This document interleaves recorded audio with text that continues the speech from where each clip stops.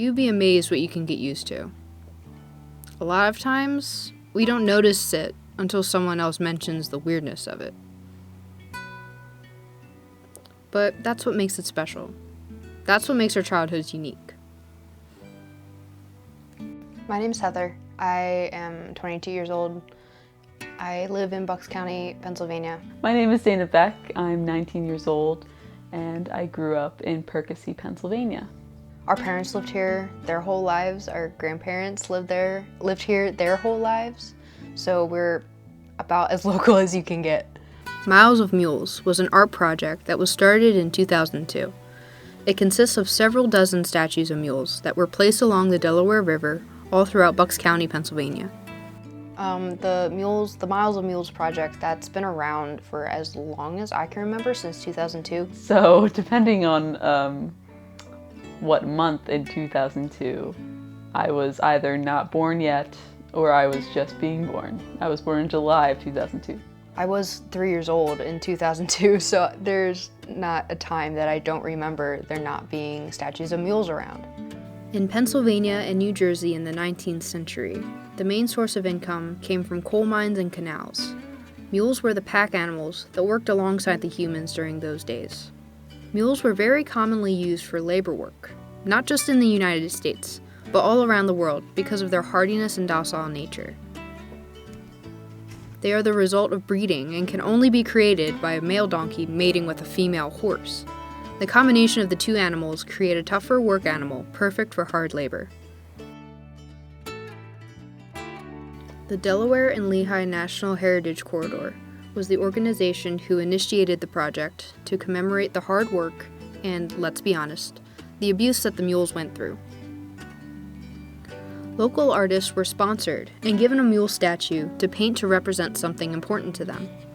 Once they were finished, some were auctioned off to private buyers, and others were placed publicly in towns along the Delaware River. Growing up, I remember the mules just kind of in passing when we were in our cars just driving somewhere, and they were just always so cool. They were just like, oh look, there's a mule. It's one of those local attractions that, since I'm so used to them, I don't really think about them much. I do remember when I was younger, I did ask my parents like what they were. They didn't really know. They just said that they kind of showed up. But they look cool, so nobody was arguing about it. Honestly, at the time, I didn't really care. I consider myself an artist. I've always been artsy as a kid, so I know that all good art projects have a reason. Once I started thinking about why it was a thing, I began to think maybe it's time that I actually start looking into it. On a random whim, I decided to research where they came from and what their purpose is. So it started out, we had set out to find 5 different mules. We're going to start with the borough of Doylestown, this guy, and then go up a little bit. Find Norbuck the banker mule, because he always spoke to me, I feel like. And then we have the Four Seasons mule that is just around the corner. We couldn't find the borough of Doylestown on that street, but we found the second one on our list that was supposed to be like, right next to it, which it was. It wasn't its location, and it was called Monty the Banker Mule. It was cool. He had a sweater vest on him and glasses, so it made him look more like a person, and it was just like, and he had like a human name like Monty.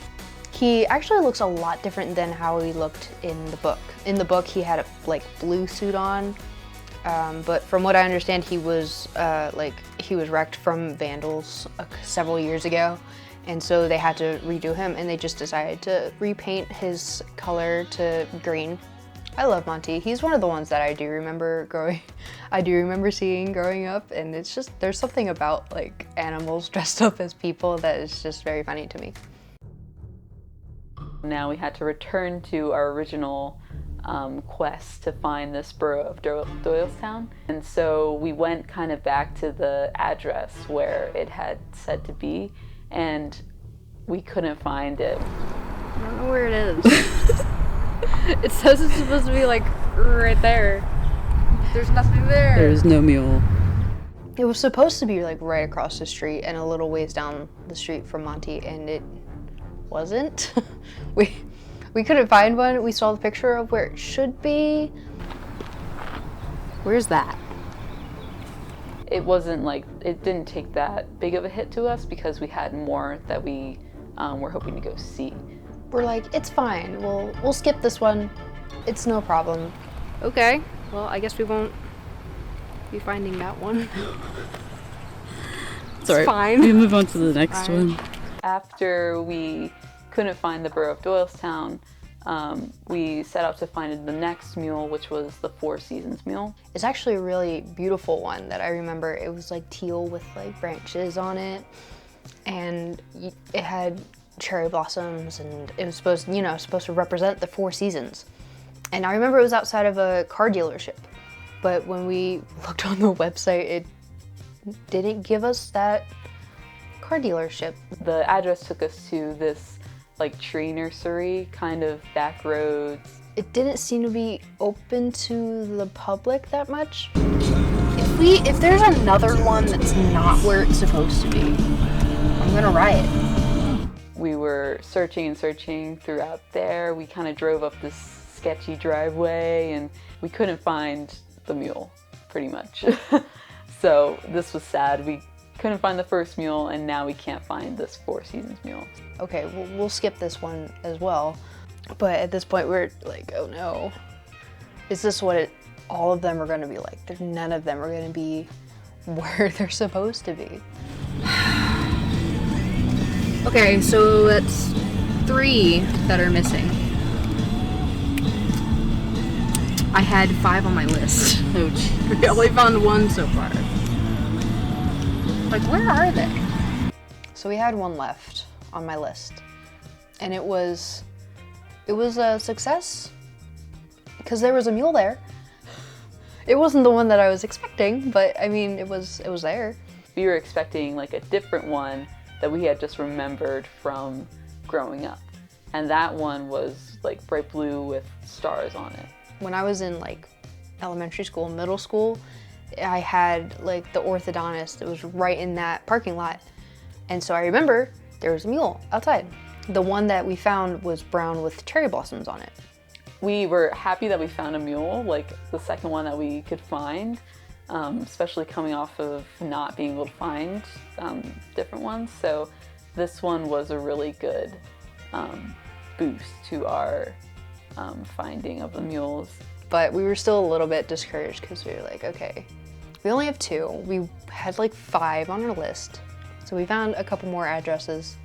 There was one at the Historical Society of Doylestown in the borough, and it was supposed to be in like there's a little like park behind the building. We were able to see the back part and see where the mule should have been, and there was no mule there. Like, great. All right, this is what, our 4th strike at this point. We were very discouraged at this point because we'd only found 2, and it was like our 3rd hit pretty much. So the last one that we decided to check out was at Groveland Elementary School. It was called the Purple Heart Mule. And this wasn't one that I had seen at all. This was like out of like the school district that I grew up in, so I didn't really know that this one was around. But we were like, all right, we need to find 3. We only have 2, so let's end on a solid number. Let's get 3 done. We got there, the sun was setting, and it was right there. Best thing we had seen all day. Our 3rd mule. It was so exciting. So it wasn't being like tucked away, it wasn't like being like off to the side or in the back or anything. It was like right outside. It can be important to these kids that are going to school. They see the mule every day. I really like that it was outside of an elementary school. I associate these things with my childhood. So to know that there are kids out there that also are very familiar with the mules, probably more than Dana and I are, because they get pretty close to them. The ones that we've seen, it's always been like a drive-by. And also it was very interesting because in the book, the picture of the Purple Heart Mule, it's just purple. Nothing too crazy, but when we got there, it had all these drawings on it and sketches and like little like fingerprints and handprints and stuff. Basically, the mule was changed because of these kids and because they changed it themselves. So it just takes on a whole new meaning how this mule is kind of impressioned into their lives, just as the mules were a part of my childhood. Now one of them is a part of these kids' childhoods. So even though we were struggling to find some and we were starting to get discouraged, like, this is just not going to work. Just like so many bumps in the road, I was ready to give up at one point. It's just too old. This project is just too old. It's not like relevant anymore. But I think that at the elementary school, it's proven that it is relevant. It definitely is. In a way that you don't really think about as you're growing up. But then once you look back, and then you really appreciate it. Just like we do. We definitely appreciate those. It just adds a little bit of character to our childhoods that, you know, not everybody has.